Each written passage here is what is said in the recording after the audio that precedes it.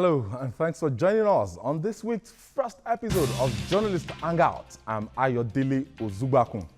It was a joyous atmosphere on Monday morning following a record 5th World Cup victory by the nation's under-17 national team, the Golden Eaglets. Victor Osimhen, Kelechi Nwankali, and the team's goalkeeper Akpan Udo have been described by football followers as Super Golden Eaglets. Success, they say, has many relatives. Also on our radar today, we take a look at the judgment delivered by the Taraba State Governorship Election Petitions Tribunal last Saturday, which many say is so confusing. But let the hangout start now.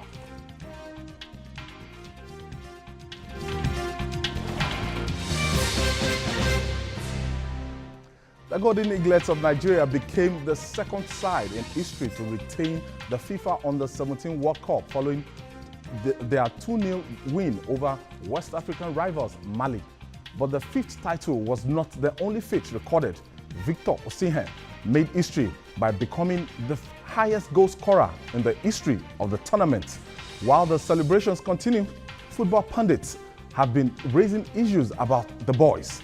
What happens to the team next?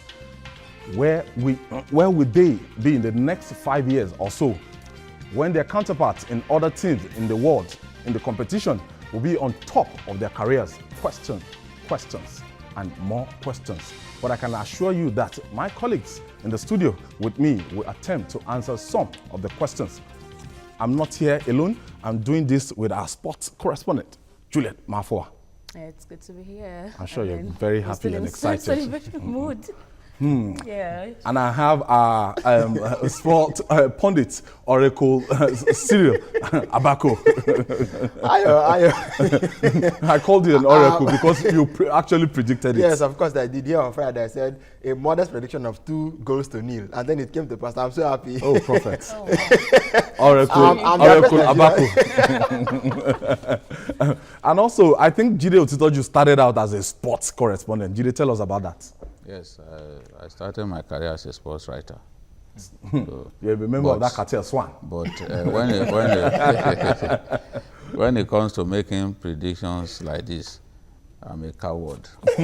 Because on Friday, I chickened out from making any categorical statement. I was so scared of the Malians because I watched them against Belgium. I saw their third goal, for example, from a wicked counter-attack. And I was really terrified. I said, these people will beat our team, you know. But football, you can never predict. I was actually talking about a penalty on Friday. That's the worst case scenario of the game I saw Mali play against Belgium. Everyone felt. I mean, you had to give it to Mali after watching their performance in this tournament, and anyone would have felt they would have given, the Golden Eaglets a run for their money, and which they did. And they were African champions, reigning African champions. So. I was worried. Let me start out by saying there seems to be a kind of little celebration. Does it have to do with the timing? 11 p.m. Most Nigerians, some over the Golden Eaglets win on the 17th World Cup. What is responsible for this? If the match had been played in daytime, you can be sure the celebrations would have been greater. But really, when you play a match at midnight, given the security situation of the country, across the country, the security is really a big problem. People would rather stay in their homes and celebrate quietly. But I know that many beer parlors will record good sales today because people are still in a happy mood. I remember when Nigeria defeated Argentina in the final of the Olympic event, 1996, Atlanta, 96. Even though that match was played very late, people took to the streets, jubilating. I was in Kano at that time, jubilating. In fact, some died as a result of the celebration. Because they didn't expect it, and the manner in which we came from behind. We came from 3-1. And then Kano equalized and then scored the winning goal. The manner in which we recorded that victory made Nigerians to celebrate extravagantly. Okay, that was the semi-final. Yes, he was against Brazil. Okay, semi-final. Yes. Okay, Yes, no. against Brazil. I was wrong there. Yeah. The celebration for the semi-final was actually greater than that of the final. So I guess that's where I was wrong-footed, you know. So that was the final before final. yes, yes. The manner we won that match, no, Nigerians really celebrated. But I think Nigeria was safer at that time than now. You know, another thing Julia, is okay. back then, like we were saying earlier on, you know, a lot of people back then didn't really have television sets. So a lot of these games were watched on the streets. I particularly remember watching the 93, you know, on the streets, because maybe on the street you could just have one person having a television set. A black and white. A black and white, or one person Was on it the that street bad having in a... 1919? No, Yes, like, it do is. you think- It was. Yeah. It's Okay. obvious. Leave them. Okay, because I wanted to It's say... for real, Julia, yeah. And a lot of persons did enjoy watching games like that on the streets. Now you've got Beer everyone with parlors and the TVs. rest. Yeah. You've got everyone with TVs inside the house. But apart from that, I think Nigerians are getting used to you know, winning the FIFA Under 17 World Cup. Nigerians have gotten used to the fact that we go into such competitions as tournament favorites.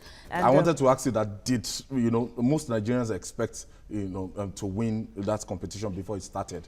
this particular one. Yes, this particular No, set. this particular one was an exception, and that's because of the performance of the team prior to the competition. What happened? And the coach, Emmanuel Amunike. Okay. We saw the team at the CAF on the 17 championship, finishing 4th, not even 3rd. They played the 3rd place and still lost. For African level. Yes, and Mali, that was where Mali were crowned them African champions.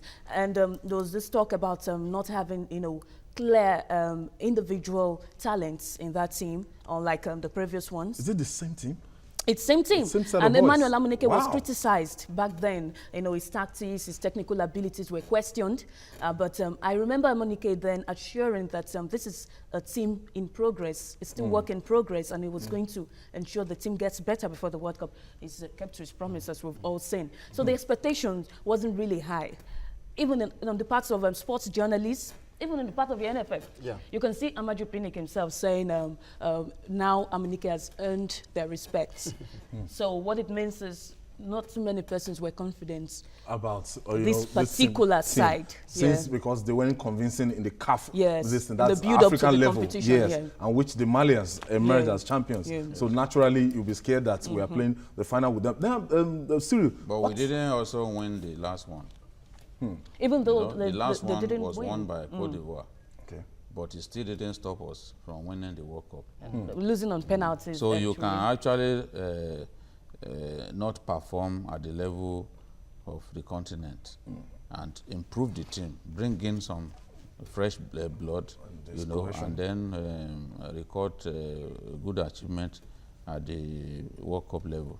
Even the 1985 team, Okay. the team that eventually won the trophy for Nigeria was not the team that played the qualifiers. I think Ubade was the sole survivor. We'll come to that thing. That team is, you know, was a fantastic team. The first Kodak FIFA World Cup in 1985. What was the greatest strength? What is the greatest strength of this particular team that won yesterday? I think that it's about the philosophy of the team itself, and which is not necessarily anything that's particularly new. Nigeria has a soccer philosophy, which is not maybe not so much of something that is being passed on formally. But Ayo, let me give an example. If you go to a typical Nigerian village and boys are gathering to play, as I used to play before, they say, I1, I2, let's choose. I choose my goalkeeper, I choose a player. What they do is, you play 7, you play 11, one person in the center, then the rest of us play together. We have always been a wing playing nation. And I was watching the match, all the matches that we played just prior to when we came on scene, and I saw that more than half of the goals we scored in the tournament came through the wings.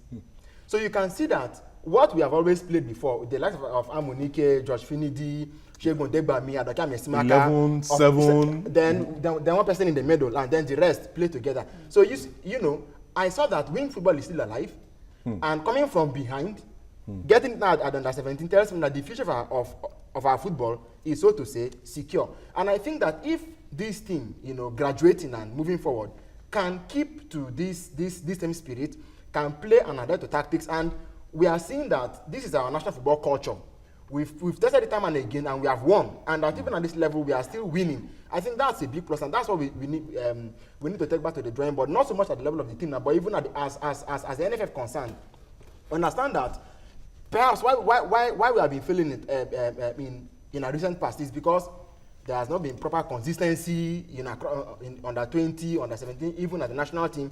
Players come, players go. But if the philosophy is sustained, it's like having a structure. Anybody can come in, play within that framework, and go. Because these talents are homegrown. But you know, it's when we begin to have these mixes of bringing people from overseas, they come, then the coach too is under pressure to deliver immediately. So there are all these delusions here and there. But if we are conscious to take this away, that winning football is still alive for Nigeria, you can, even when Jido was talking about Atlanta, anytime we went on the wing, okay, that was the regular 4-4. The South Americans were confused. Brazil, Argentina, they were all helpless. That's the regular 4-4. So I think that, in fact, if you remember, there was a particular goal that came from this from the flanks. The Argentines ran out of the 18-yard box, leaving only the Nigerians there, and we scored. So for me, I think their strength is in the fact that they play together, like Jido said on Friday. They are like a work team.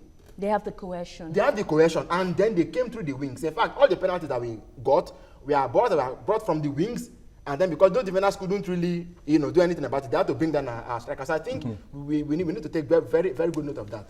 Jide, let's attempt to do like a comparative analysis between this team and the 1985 squad. You were talking about that 1985 squad. I can remember, I'm still a young man that time, and I remember the 1985 Nduka Ogbade-led team.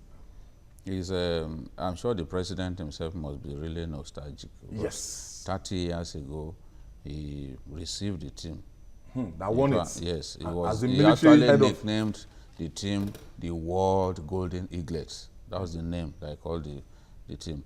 But today we call them the Golden Eaglets. But he nicknamed them the World Golden Eaglets after he received them 30 years ago. We won the inaugural edition of that competition. Now we've won it again. But that team, I have memories that will live with me until I die. Can you give us about that the team? Names? Yes. You see, the 1985 team had very exceptional players. Very exceptional players. The sort of players that you do not find in a team, in this team. Very good individual players, yet that team had cohesion. The blending, we talk about blending. The Nigerian team of 1985 played like a Brazilian team. Because, in fact, the coach, Sebastian Broderick Imasuen, was nicknamed Sabara because of his Brazilian approach to the game. And he had fantastic players. I can't be asking Juliet about that. He had fantastic players that you love to watch. Akpobore was the striker of the team. That same Jonathan Akpobore? Jonathan Akpobore was the striker, was the main striker of the team.